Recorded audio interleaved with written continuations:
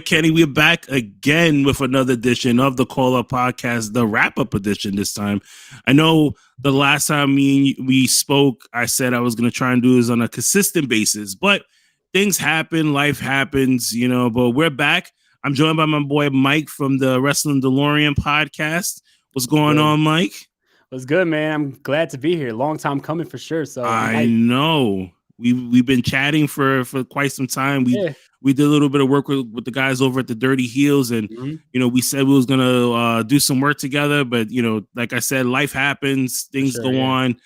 You've been doing great work with the Circle Debate. Been catching those episodes, when I'm at work and stuff like that, because you guys go late night, which is really early in the West Coast. Yeah, they ain't Cali, so I'm up at like 2:00 in the morning talking AEW and shit.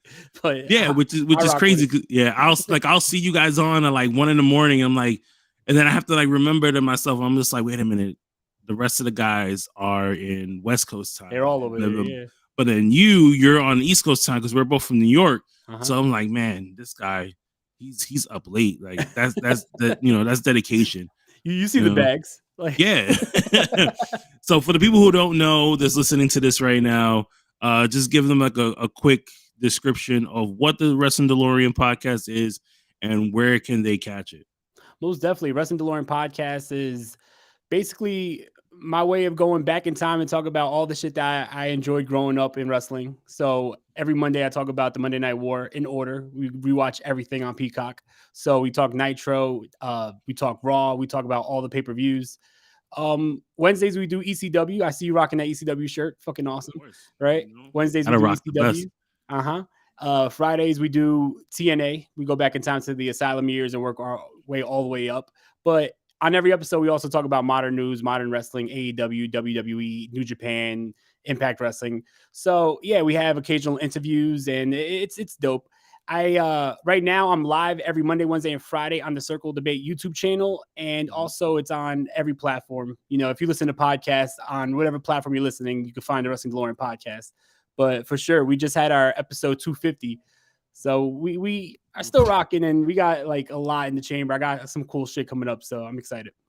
Yeah, 250. You know what I mean? That's a lot. Not a lot of podcasts will go that long, especially through the way the pandemic was, where you seen a lot of podcasts come up through the ranks, and then like slowly but surely a lot of people started to fade out. But you are one of the main people who's been consistent. You're always hitting the top 100. I'm always seeing the name pop up on the list when I'm looking at stuff like that. So kudos to you. And of course you're a new dad. Thank you. You're living the dad life now. For sure. Where it's you try to balance everything out, especially being a parent where you're just like, okay, like I need to record this. Yeah. But the kid is literally looking at me like no, for sure. It's not easy, but I need some you time. So it's just like, you definitely feel it, man. Yeah, for sure. Like I said, it's not easy to stay consistent when you are a new dad, but I couldn't ask for anything else in the world. Like, I'm so blessed. Love my family, love my life right now. It's just beautiful. Man, that's great. So normally on the show here, I try to do like different topics. I was trying to come up with like all this like different stuff instead of just going like, let's see what happens on Raw or NXT or AEW. And I wanted to just throw different topics out there. I pitched it to you, and you was just like, "Hey, I'm down. Let's do it." And the first topic that we have is Bray Wyatt. Saturday was Extreme Rules. After months of talk, we finally get Bray Wyatt back in WWE. We've gotten all the QR codes of the White Rabbit, and everybody's kind of speculating on who it was. At one point they said it was Karrion Kross. I thought so too, just because of the relationship that he had with the White Rabbit name in Lucha Underground. I saw people saying Bad Bunny. Yeah, I was just like, I don't think Bad Bunny was, they was going to do anything crazy with Bad Bunny at this point like that. Listen, if they decided to do something like that with Bad Bunny, kudos to whoever For thought sure. about it and Most said they were going to definitely. they were going to do it with him. But Saturday came, we saw all the Firefly Funhouse characters in the arena. I thought that was beautiful the way they did it. At the end, we seen Bray Wyatt unmask himself. He said, "We're here." His catchphrase, and then the show ends. Last night on Monday Night Raw, they did like a real recap again. Once again, the man gives us another QR code, which for me, I love, for the simple fact that you're not just throwing him in the ring. You know, you're still teasing us a little bit as to like what is next for him. Yeah. Obviously, it looks like he's going to be on SmackDown this Friday, which is going to have a lot of people either tuning in, or they're going to just be on Twitter wondering what is the next QR code, or see what is next for Bray Wyatt. So I throw that question out to you: is what do you think is going to happen with Bray Wyatt now? What do you want to see happen with this character moving forward? Well, first off, I just want to say, like, the way he returned was fucking awesome. That Yes. ending to Extreme Rules was amazing, and they caught me. I thought maybe I missed a QR code during Extreme Rules, because you know how they Mhm. showed like the little signature at the end, and they have like the copyright, and Right. you see Riddle's hand going up, and you see the copyright. I'm like, God damn, I guess we're not getting Bray. But then I'm like, did I miss something? Did I miss a QR code? And then boom, lights go out, and then you have the return. And I love the way they Mhm. did it. I love the way that they had like all his like past, characters show up. Like they had Right. all the past puppets from the Firefly Funhouse. You had the Fiend show up, and then you had him show up himself.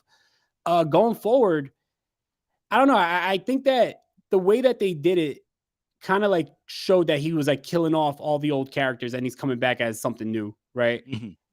Um, it's just going to be very interesting. You got the whole Wyatt Six, so there's a lot of speculation if that's going to be a new stable, or is it six different versions of Bray Wyatt? Is he like going to have six different characters that he could pull out at any time? I think that would be interesting, but it's going to be very interesting. I think that you have a built-in story with him and Roman Reigns, because when Roman Reigns won the title that he's currently holding with this historic reign, he never pinned the actual champion. It was a three-way match with Braun Strowman and Bray Wyatt, and Bray Wyatt walked into that as champion, but was not pinned. Yeah. Braun Strowman was pinned. So I think you do have a built-in story there with with Bray Wyatt and Roman Reigns, but I wouldn't jump into that right away.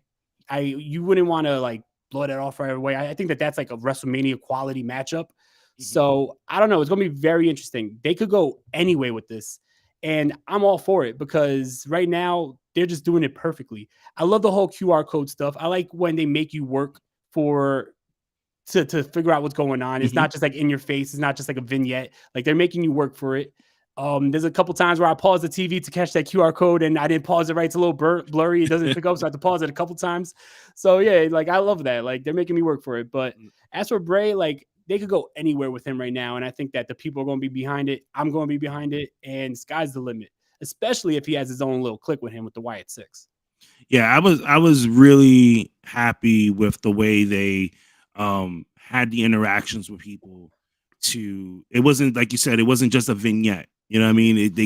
They made you um really work to see like the QR codes, and there was a lot of people out there where like they took that time to be like Carmen San Diego type style, where Yeah. they were like, hey, let's follow the clues and see where it takes us. Because at this point, it was like a guessing game Yeah. as to like what time, they were going to like show this. And they did this so perfectly, because the way they did it in the beginning, where they had the music playing on a commercial break. So they already knew people were gonna automatically tweet this out and say, hey, they're playing this music, Yeah. and then all of a sudden a red light appears. But we don't know exactly like what is going on here, right? And then they don't show anything on Raw. They don't show anything on SmackDown. And then all of a sudden we get a QR code on somebody's jacket, or behind like a table. Yeah. You know what I You mean? had a guy Somebody's next walking to the crowd. He would like walk had through the with it. Yeah. sign. You know what I mean? So it was really smart thinking. It actually reminded me of the movie Smile. Mm. So that's it's a new movie that's out in theaters now, Yeah. right? But the way they did the marketing for it was of obviously they bring you trailers, but they had people placed in one of the most where they knew they were going to get a lot of attention, which is like the like MLB games, Yeah. right? Because we're MLB they're going to the playoffs right now, Yeah. and they're like, okay, where can we get the most eyes? You know what? We're just gonna send people out to sit behind home plate, which is that's the first one that really caught my eye. Was I was watching a Yankee game, and there was a lady sitting behind home plate, and she was just smiling the whole time, like this It's fucking freaky creepy. smile, right? And I'm like, Yeah. what the fuck is that? And then I went on Twitter and somebody was like, yo, the promotion for Smile is unbelievable because did you check out the lady that's sitting behind home plate and kind of find out she was hired to promote the That's movie. brilliant. That is brilliant. So God. the way WWE did it with the QR codes, it made everybody talk. It made everybody play okay. I remember there was one person that actually like found the website to the next clue before Monday Night Raw came on. There's always And that one person yeah, who's like doing extra overtime work on this stuff. yeah, and tweeted it out. So I was just like, okay, and me and my my co-host Toe, we was doing the Monday Night Raw, watch along, and somebody was like, oh yeah, that already came out already. And was like, wait a minute, when? They was like, oh, they had showed it like around 6:00 because somebody figured it out. And I was like, damn, like people are doing some detective work in here. I love it. Yeah. But I'm glad that they didn't just throw him into a match right away. I want to see this play out, especially now that, like you said, you have the Wyatt Six. It's like, who's going to be a part of this six, um, faction that he's trying to come up with right now? And is it going to make sense? Because you have a lot of people that speculate like, oh, this person's going to be this and this person's going to be. I know they had like, Liv Morgan was going to be, Abby the Witch, and I think they had Joe Gacy as the pig. Yeah. There was like a toss up between who was going to play the buzzard, and I'm just like, and who's going to play the rabbit, which was like, I think they said like Bo Dallas was going to be the rabbit in the situation. I'm just like, okay, that's cool, but each of them have to play into what the story is. Yeah. You just can't put Bo Dallas in a faction with his brother and it doesn't make sense. It was like, okay, what's the reason as to why he's in this? You know what I mean? Liv Morgan, I could possibly, think of just because of her character set in WWE. She's played like multiple characters as far as like cosplay wise. Yeah. And and she's just like, and everybody kind of like turned their back on her type of thing when it came to her being champ and stuff like that. So I could see that, and especially the promo she cut backstage at Extreme Rules after she lost to Ronda Rousey. It was just like, okay, like it could make a little bit of sense afterwards too. Yeah. It could make a little bit of sense. Joe Gacy, I can see that being cool because of his character set in NXT, and it'll be a great call up because I was saying, hey, if you don't have Bray Wyatt anymore in WWE, utilize Joe Gacy and the work that he's doing in NXT. Forget that it's NXT 2.0 and just focus on the man's character, because if you don't focus on it, you're going to lose a really great character set that he's presenting to you guys. Yeah, most definitely. He's doing a lot of cool shit right now. Yeah. Sure. So, I mean, the something he did with Braun Breaker was cool until a point where he's like kidnapped the dad, and I was like, all right. Maybe this is a little cage and shit. That was it's a little weird. Yeah. But I can see him fitting in to like the whatever Bray Wyatt is going to envision next for this character. You know what I mean? Because he could probably take Joe Gacy and elevate him, to a higher platform in WWE.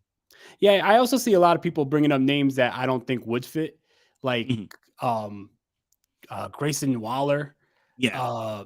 Just because like everyone, like there was people who were putting like blacked out eyes or blacked out pictures on their Twitter page and like, oh, that must be someone who's going to be down with the Wyatt Six. I saw someone say Seth Rollins. Right now, Seth is doing so good on his own. Like, I wouldn't put him in with Bray Wyatt, even though, like, I was mentioning on the Delorean, this is right up his alley. If you look at his work with the Age of the Fall and Ring of Honor back in the day, like, he has like that dark style that he could bring. And even when that team debuted in Ring of Honor, they did some like innovative shit, kind of like the QR codes, but they would go on the Ring of Honor fan forum at the time and put a bunch of cryptic messages and like have people looking for clues and stuff until they finally debuted. So I could see him fitting in and like trying to channel some of that old character, like Tyler Black from Ring of Honor. But right now, like, he's doing so good on his own. Like, why would you put him in that team? Yeah, like, I'm with you. Like, whoever they put is going to be intriguing, but it has to make sense. And there's got to be a story behind it. You just can't throw 6 people together and say, oh, well, now this is Bray Wyatt's team. Like, why? Why? What's the story behind it? Like, why all of a sudden is he teaming up with his brother when we saw his brother doing the Bo leave and shit? Like, there was no like association with the Wyatt family. So why now? You know what I mean? So I'm cool. I am very intrigued to see what happens, but I just hope that if it is random people, like, explain it a little bit. And I think that they would, because look at the lengths that they're going just to bring him back. So I think that everything that Bray Wyatt does right now is going to get a lot of backstory, and it's going to be really cool to see. I mean, definitely. I mean, if anybody's looking at the live version of this, or you're listening to the audio version right now, we have people in the chat right now. Kofi says, I think people are reaching. Bray doesn't need a faction at all. He should be like the new Undertaker, which is true. I mean, but you know what? The one thing that I hate is like we always associate a newer star with an old school star. You know what I mean? Like Dolph Ziggler was like, oh, he could be the next Shawn Michaels. You know what I mean? You have, Bray Wyatt. I was like, oh man, he's gonna be the new Undertaker. You know what I mean? Everybody with tattoos was supposed to be the new CM Punk. Yeah, you know what I mean? But for me, I feel like, let's have these guys elevate themselves into like a brand new platform that's going to inspire like newer generation guys and girls that are coming into the business and say like, okay, I was inspired by, this person. So, I mean, but definitely I do agree with Kofi when I say people are, a lot of people do reach a little too high when it comes to a lot of the storytelling that happens in WWE. But I'm super excited to see what happens next with Bray. Kind of wondering who his first opponent will be. Would it be somebody in the higher card like a Roman Reigns or a Braun Strowman? Both of these guys are on the roster. Braun Strowman just came back a couple of weeks ago. They're not really doing much with him except having do like these little run-ins. For me, I feel like if you're gonna put him with somebody as his for his first match, it should be Riddle. For the simple fact that you can't get to Randy Orton right now, because the last person he had of any type of match with was Randy Orton. Get to Randy's out with a back injury until God knows when. You're not gonna get Alexa Bliss unless you have like another female character in your stable that could possibly go after her. But Riddle makes the most sense because he's the one that's closer to Randy Orton than anybody else. Yeah, most definitely. I mean? And I think they may go that route because at the pay-per-view, you had Riddle on the entranceway when the lights went out and Bray returned. And then if you look at Raw last night, when you had that little video where it was, I guess, Bray saying revel in who you are or whatever, right? Right. It was right before Matt Riddle's entrance for the main event match with Sami Zayn. So right now it looks like they're kind of linked, but they're not trying to be so it's more subtle. It's not like in your face. So I hope they go that route because it does make sense. And you want to talk about story continuity, that would make a lot of sense. Yeah. Kofi says his first match should be someone he's gonna recruit. That would be interesting too if he just starts beating people and they join him after he beats them. Yeah, it's almost like the same way like Seth Rollins did when he was doing the the visionary Messiah, stuff. Right? He's doing the whole Messiah gimmick. He recruited Buddy Murphy. They had a good couple of matches. I think the only one he didn't have a match with was Austin Theory. He kind of just like jumped in after the whole Andrade thing. But yeah, I want to see what else happens with Bray Wyatt. So, we'll definitely come back to this at a later time and say like, hey, well, let's see if any of our ideas actually, got thrown out there and they were thinking the same thing we were thinking. Next topic that I had for you was Ariel Helwani had an interview with Seth Rollins. And I love Ariel Helwani. Shout outs to him. I think he does amazing work. And it was really interesting to listen to this interview because for myself, I've always said, Seth Rollins is one of the faces of WWE. He's constantly being used for different storylines and stuff like that. When he was champion, he was always out there, in the crowd, even though he had like a really short reign his first time around. When he was Universal Champ, I didn't really think that it fit him just because the way the crowd was going at the time. Everybody was like so hung up on Roman, and then we had Bray Wyatt come in as the Fiend, and everybody was just like so glued into the Fiend at the time that I guess they kind of just said, you know what, let's focus more on him than anything else. Kofi, thanks for the heads up there. He was like, my audio is going in and out. I hear you clear, but okay. Yeah, it's probably just the recording back on their end. But Seth Rollins goes on, on Ariel Helwani and says he never felt like he was the face of WWE, and he doesn't think he's going to be the face of WWE as long as Roman Reigns is still around. He said even though when he was champion, everybody still looked to Roman. He said he kind of had that feeling that he was the face when Roman was gone for that short period of time. And then you had, Bray come in and with the Fiend gimmick. And then, Roman comes back and he's the whole tribal chief now. And then we get Cody Rhodes. So my questions to you is, what are your thoughts on Seth Rollins? Did you ever think that he was the face of the company? And if not, do you ever think that he will be the face of the company? And if so, what would it take for Seth Rollins to actually change his mind? Yeah, see that this is a hard one because every time that he was like the top guy, he had the title. There was, not to say bigger stars than him, but I guess like more people with more stock, I guess. Like, so Roman Reigns, John Cena. And it's a shame because Seth Rollins has top guy talent. He has top guy charisma, but he, like he said in the interview with Ariel Helwani, which was an amazing interview. I love how candidly he was speaking. It's just like right now he's living in the Roman Reigns era. Roman Reigns is more than just a superstar. He's a megastar. And it's kind of like everyone else right now is like under that shadow. But as Roman Reigns goes more into a part-time role, I could see the cream rising to the top, and I could see Seth Rollins becoming that face because, like I said, he has all the tools to be that top guy.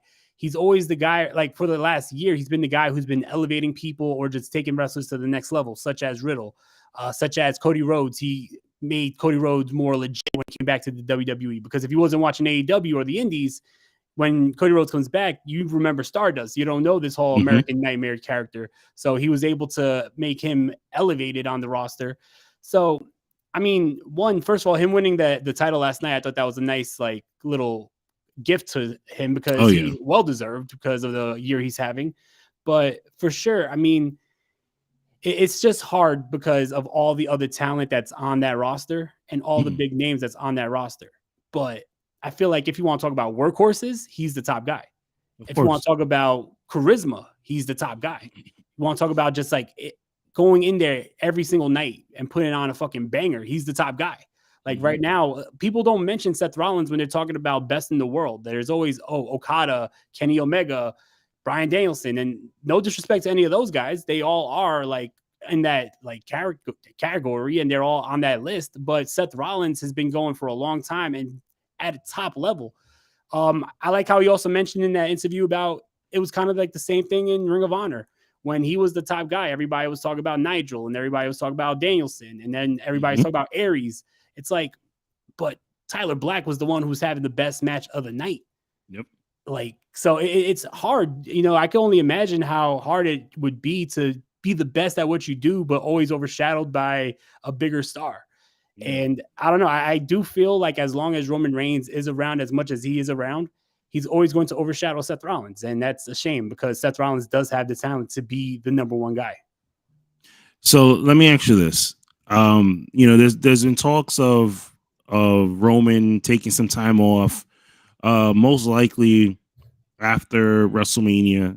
He's gonna take. I mean, now he kind of has some time off. We don't really see Roman Reigns wrestle too much, which is great in my opinion. I know a lot of people is like he kind of took on the Brock Lesnar role in the company, but to be honest with you, like back in the day, a lot of these guys like Bruno Sammartino, Hogan, and so forth, like you didn't really see them wrestle all the time. Yeah. There wasn't on the main card every single night, going from Bruno had like a 20-year reign. He was fucking going exactly, going from like town to town. You know what I mean? It was like a special occasion when you seen Bruno defend that title, and then everybody came out to see that. And I love that's what they're doing now with Roman. When it comes to Seth Rollins, like if you're looking for that guy to sit there and be like, hey, like I need you to go out there and kill the show, Seth Rollins is that guy. There's two guys in WWE that I say are like the go-to when it comes to certain things. When you want to get that top guy over, or you're trying to get somebody to get to that top level, and you bring them back or something like that, you call on Seth Rollins. For sure. When you're looking at a celebrity that is coming into the WWE and you want to make them look good, you call on The Miz. Yeah. 100%. Yeah. These two guys to me are the face of the company. Yeah. Because they're the ones that goes out to the meet and greets. They go on to the shows. They're on, TV to promote it. Seth Rollins goes even above and beyond as to having arguments with people on Twitter about WWE. Like he is WWE. The Miz, those two guys are irreplaceable for sure. The Miz is WWE. Yeah. You know what I mean? And you can definitely tell that how they, have so much of an impact in the company when other people in other promotions are either saying their name or they're doing their moves. Yeah. No, that's definitely a fact. Like I just said, like those two guys are irreplaceable. And it's sad because I don't know if many people actually appreciate them. And it's probably one of those things where like when they're gone and when they're retired, you will see the impact that they had. Like it's like John Cena, a lot of people were shitting on John Cena and the John Cena sucks chants and all that. But like when he's gone, you realize, goddamn, how big of a star John Cena was. Like you are missing there's a big void on the show without John Cena. So it's like, I feel like that's the type of respect that Rollins and The Miz are going to get after their careers. People might not see it during the career, which is sad because I'm all for giving people roses while they're here. Yeah. But it is what it is. That's just the wrestling world. Yeah, you bring John Cena into this where you're like, yeah, when John Cena went on and he went to go do movies and it didn't really work out in the beginning. He came back and everybody was happy, and then he found that spark that he needed in Hollywood, and now he's fully gone. Let's just admit it. We're not gonna have John Cena in WWE anymore. We'll probably get him like here and there to do like special appearances like the way The Rock does. Yeah. But I feel like Seth Rollins took over the John Cena role when it came for us. That's my opinion on things, because like you see before when John Cena used to come out, everybody went crazy. Everybody's singing John Cena sucks, because it's kind of like a thing now that it goes with his gimmick. Seth Rollins to me has gotten to that point now where like you can't boo the man. For real. People are singing the theme to his songs and it doesn't even have any lyrics. And it's not even like they're just doing it for the entrance. Like if you saw during I believe he did it last night as well. Like all he had to do was put his hands up and go like this, and they just start. They just start singing. And you know what's crazy is that a lot of people were upset that Bobby Lashley lost the title last night on Raw. I was one of those people that was like on the fence because I was happy that Brock Lesnar came back last night. For the simple fact that like now Bobby Lashley gets the match that he wanted. He's always wanted to wrestle Brock Lesnar. He's finally gonna get that opportunity. Most likely it's gonna be at Crown Jewel. And then Seth Rollins can continue to work on the US title. Because now with Brock Lesnar back, of course you're gonna have that where Bobby Lashley's going to try and go after Brock Lesnar every week leading into Crown Jewel. And then he said it. He's like, listen, right now I'm not focused on Seth. Let him hold on to the title. I'm going to focus on Brock Lesnar. You know what I mean? Because now if you have a Brock Lesnar Bobby Lashley match, is it going to be for the title? Are you going to give the United States title to Brock Lesnar? Like, I don't see him rocking that title. You know what I mean? Yeah. So it was good that they took the belt off of him. What can Seth Rollins do with this title? I think he could do a lot with it. We've seen him do that with the IC title when he had it. Yeah. This is just going to be another notch on his belt as far as like what can he do with the company.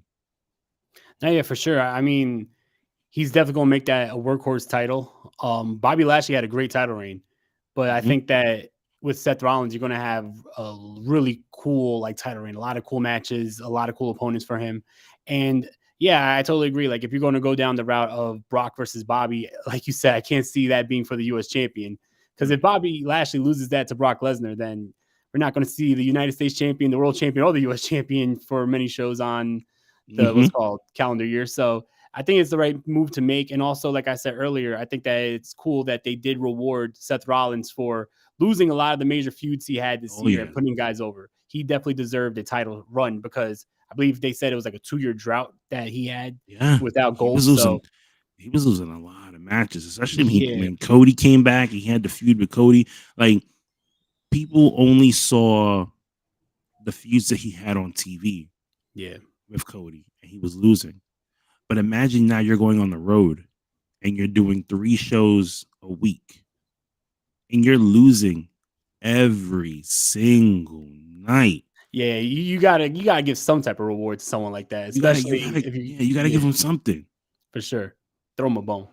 Exactly. So the U.S. title fits him. They gave it to somebody who's gonna continue to elevate the championship. I know a lot of people were upset about that last night. Yeah. But let's see how that plays out and see what Seth Rollins can do. I'm definitely excited for it. Like as soon as I'm a big Bobby Lashley fan. Like I love Bobby Lashley. But as soon as I saw Brock take out Bobby, I was like, Seth is winning the title tonight. And I was hyped because I was like, I've been waiting for Seth to get gold again. So I was like, all right, cool. Seth is going to get a title shot. He's going to get the title run and see what he does with it. And I think that while Roman Reigns is going to be sporadic on Raw and on SmackDown, you could definitely elevate that US title as the top title on Raw and have it in the main events and have it main event pay-per-views with Seth Rollins as the champion. So I think that title is going to get elevated as well. Definitely. And Bobby Lashley, like no disrespect to him, he did a great job of elevating that title under Triple H's regime the last couple of weeks. He's been putting on great matches, but I feel like Seth Rollins right now is the more established guy. Bobby Lashley, he had his like cup of coffee in the main event, but he wasn't always a main eventer in the WWE. Where Seth Rollins, ever since like turning on the Shield, he was a main eventer. So it's been about maybe almost 10 years he's been in the main event. So you have a top guy, tippy top guy who's going to hold that title that could definitely elevate that championship. Yeah, most definitely. So last topic before I let you go. We talked about this all night. Yeah, I know, right? We talked a little bit off air about it. I see a lot of people who have like their opinions on it. Yeah. I want to get yours, and that's the AEW Women's division. Some people say it's not the best. When you put them up against, say, like Impact, NXT, and like WWE main roster, they do have a good handful of people that are there that they need to utilize a whole lot more. Yeah. You can't leave it all on Britt Baker's shoulders to carry on. people will go and say like Tony Storm is doing AEW Dark tonight, and the first thing that came out of some people's mouths in the chat they were in was that, I'm gonna skip that. And I noticed that a lot, where a lot of people will go in and say like, oh, I saw it at Grand Slam too, where they had the tag match, and people got up and went to the bathroom. And you saw that on TV. Yeah, they went to the bathroom. They went to go eat. They went to go do whatever, and then by the time the match was almost over, they came back. It's like they already knew how long they were going to take to be in the ring, and then they came back and they sat in their seats and was like, okay, we're going to wait for something else.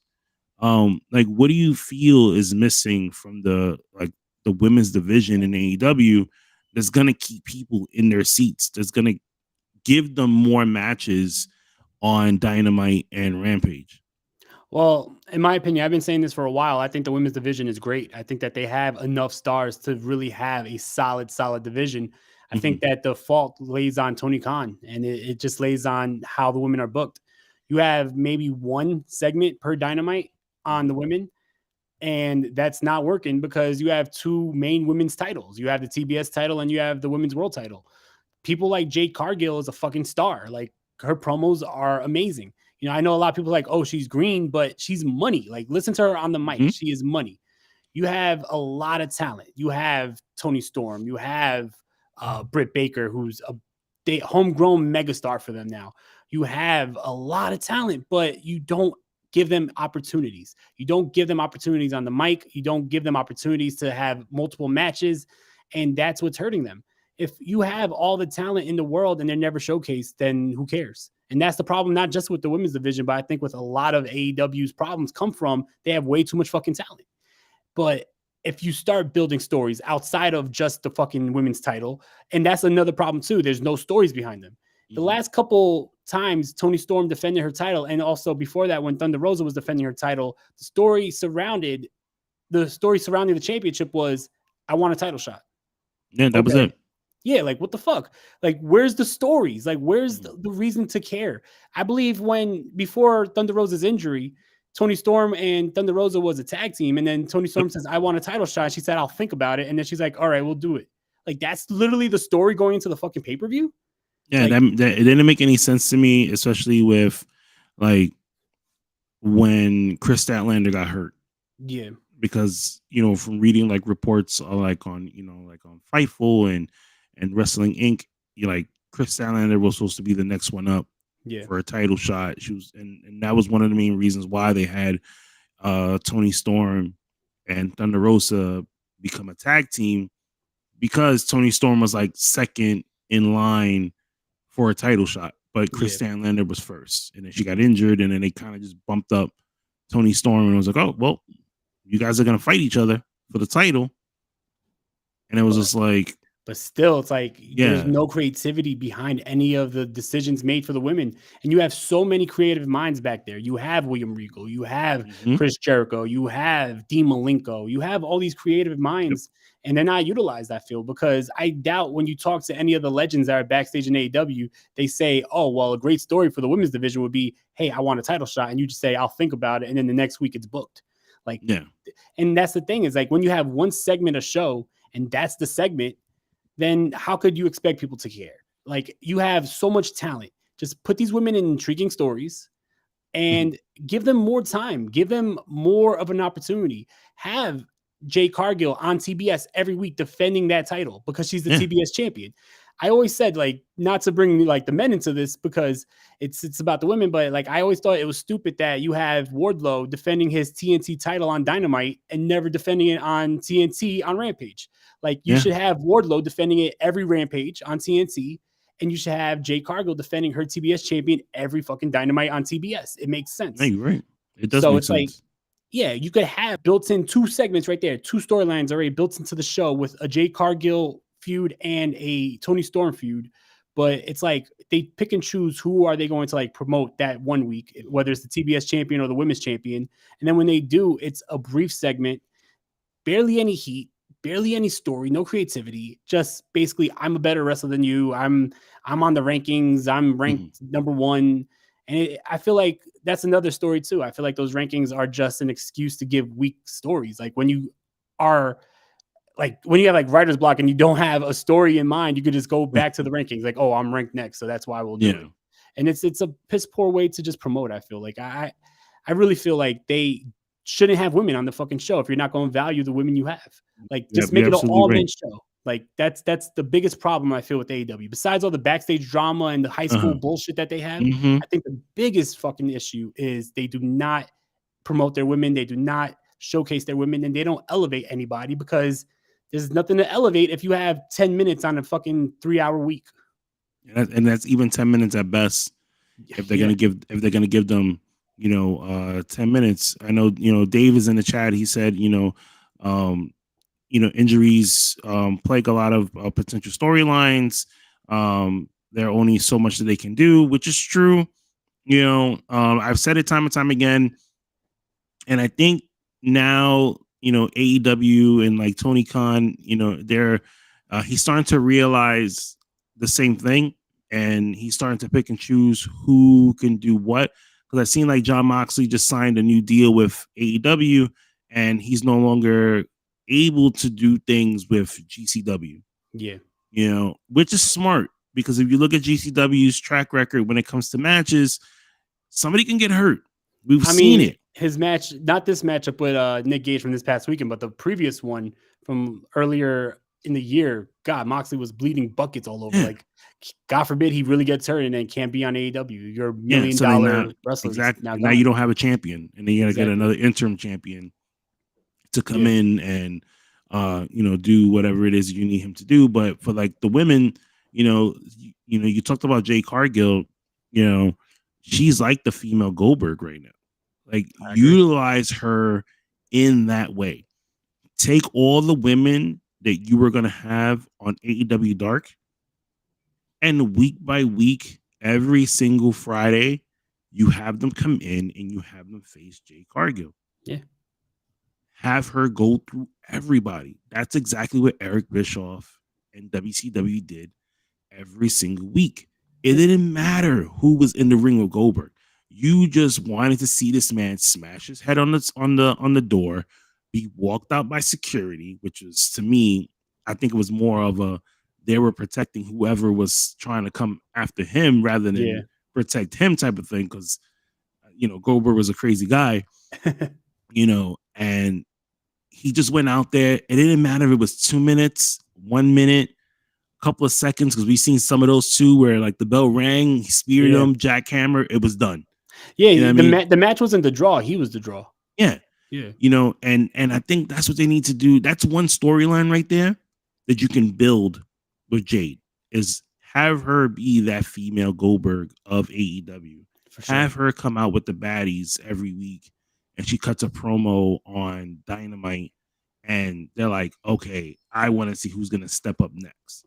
Yeah. You know what I mean? And just have her just sit there and the baddies holding cards saying like 36-0, or like, you know what? And you can even use the who's next, character frame and say like, hey, like, who's next to go up against Jade Cargill? Because guess what? Now she's still unbeatable. Who's going to be that person that's going to beat her? Yeah. You have Toni Storm, who she keeps saying that she's waiting for Thunder Rosa to come by. Have her out there every single week on Dynamite, beating somebody, or if not, have her try to cut some promos. You can't always rely on, Britt Baker to come out there and do a feud, because guess what? Now you had, Saraya come out there and she cut a promo, and the first person you put her up against is Britt Baker. Which is the norm. It gets boring after a while. You know what I mean? Like, if Britt Baker's not champion, then what's the point of putting her with all the new people that come in? Yeah. You know what I mean? You have Willow Nightingale, who's been killing it every single time she goes out there. Put her more on TV. Put her more in matches where people are going to root for her and say, like, when is she going to get a title match for something? Yeah. You know what I mean? Or when is she going to get a contract at this point? You know what I mean? Yeah, because she's been on numerous times on AEW television and always killed it. So. Yeah. Because there's people who really don't watch the women's division, and they'll say like, "Oh wait, who's the girl with the like the purplish hair?" And I'm just like, "Oh, you talking about Willow Nightingale?" And it's like, "Yeah, like she stood out to me more than all the other women there." And I was like, "Yeah, she kills it every single time, no matter where she goes, whether it's AEW, ROH, the Indies over Yeah. at Battle Club Pro. Like she's the star of the show when And she's then there." when you tell them she's not even signed, then it doesn't make sense, you know? Yeah, I told that to somebody. I was like, "She's not signed to AEW," and I was like, "What?" They was like, "Yeah, she's like on a what they said, she's on an appearance basis Yeah, like a per contract appearance with them." deal. Yeah, you know what I mean. So and that sucks when you have talent like that. You have Sure. Athena there as well, where she wanted to come in and be a star, and you kind of just like had her there for a good while, and then you kind of like threw her to the background after she had that little story with Jade, and that was it. Yeah. Ruby Soho, she was another one where I thought they were gonna push her to the moon, and it's like you basically just used her to elevate two of your stars, and then threw her to the wayside until she got hurt, and now you don't know when she's gonna come back. Yeah. And see, that's the problem when you only have one segment. Like, there's only so many women you could put in one segment. That's why now you see so many multi-women matches on Dynamite and on the Hmm. pay-per-views because they're trying to fit so many people on, but you're putting so many people to like the back burner, and it's like these are talented women. That's why I say I never thought of it as like the women's fault. Like this is not Hmm. a lack of talent, it's just a lack of opportunity. Yeah, I think for me, if you need to help out the women's division a little bit more, take Serena D, take Maria Kanellis. She just finished her contract with Impact, and take what's the other girl's name? She just signed with AEW. I think she's supposed to be like a coach. Hmm. She was a part of Oh, Impact Wrestling. Madison Rain. Madison Rain. You have three women there who could help you write for the women's division. Yeah, You know what I mean? for Shit, sure. bring in Mickey James. She's down to help out anyone. Yeah, I'm surprised that we haven't seen Mickey James in AEW in one of these like You know what I battle mean? royals or something. Yeah, Like right now, she's working with NWA, but she's down to help out anybody. yeah. She said it time and time again. You know what I mean? But when you want to have all that control, it's a little hard to balance yourself out to everything. And I don't know if you've noticed it, but I think that like lately, especially since All Out to like now, you could see like Tony Khan wearing thin. Like it's Hmm. becoming a lot for him to You see, handle you all by see, yeah, himself. you see it in his face where it's like you're not getting that much sleep. Yeah, You might be on something to help you stay up. I know we all joke around, when we're like, "Oh, Tony's on, coke and stuff." You know what I mean? I mean, that's like the running yeah, joke in like in the wrestling community. But you can't do it all yourself. exactly. Delegate some jobs to other people. You Hmm. have the people back there, the coaches. Like it's a who's who. Like you have so much talent, like just creative, talented minds back there. I don't know why you wouldn't want somewhat of help. Like, Yeah. why not delegate some roles to other people? Because you could tell that everything runs through Tony. Because like when you think about like the minds of like William Regal and everyone I mentioned before, like you could tell like this shit's not coming from them. You know what I mean? Like the Right. lazy booking is not coming from them. So like yeah, especially like this is his first time doing it. He's inexperienced. So why not like fall back on the experience that you have? Hmm. I don't know. I know, but we'll see. But I'm gonna let you go. It I was had really a great great having time, this man. this chat here with you and getting your going into your mind of wrestling and getting your opinions and stuff for that. Shout out to everybody in the chat that came Most through definitely. for the live version here. Kofi, Dave, Ashley was in the house. Toe came in for a little while. If you guys want to continue listening to this, you can listen to the audio version that's dropping tomorrow. It'll drop on Apple Play, Spotify, Google, and iHeartRadio. Uh, Obviously, you can catch me every single Monday at 7:30 for the Raw Watch Party. We also do trivia Wednesdays. I'm normally with Dave and Hazel over doing AEW Dynamite, and then I'm going to continue this as long as I can, as far as like having this live stream on Tuesdays and to record for Wednesdays. So if you want to check out the live version of this and get your opinions out there, tune in at 7:00 here on YouTube and TikTok, where you can catch a lot of the conversations. If you have your own opinions that you want to let me know about, shoot me a message on Instagram or on Facebook. We're all under the same name, the Call Up Podcast. Mike, let everybody know where they can catch you in the middle of the night. In the middle of the night, yeah, most definitely, especially tonight. You can catch me on Instagram at Wrestling Delorean Pod. You can catch me on TikTok at Wrestling Delorean Pod and on Twitter at W_Delorean Pod. Also, Circle Debate. I am the 5th member of Circle Debate now, so follow us everywhere at Circle Debate. Subscribe to the Circle Debate YouTube channel, Wrestling Delorean Podcast, every Monday, Wednesday, and Friday. Circle Debate, we have Tuesday tonight at 11:00. We'll be talking about New Japan. Every Thursday is the flagship show. Every Friday is Top 5. So there's a lot of content coming out of the Circle Debate YouTube channel. And yeah, I had an amazing time, and I really appreciate you having me on, and I hope to come back soon. Definitely. Listen, the door is always open for you. Anytime you want to jump on. Same here. Whenever you want to come on my show too, you're always free. Do this every single Tuesday if I can, and you be like, "Hey, I'm going to jump on with you." Great. We'll have our our little discussions here. Shout outs to the Pro Wrestling Podcast, the Knuckleheads Network, the Running Podcast, the Fit Cave, Dirty Heels, Circle Debate, Wrestling DeLorean Podcast, and everyone else the Jobbeteers guys, Battle Club Pro, Henny Wrestling. I can go on and on and on and on, but we'll be here all day. Shout out to everybody who supports me. I support you guys, and we continue on. Gigi for the win as well. Let me not forget her before she kicks my ass. And until next time, guys, you guys be safe, and I'll be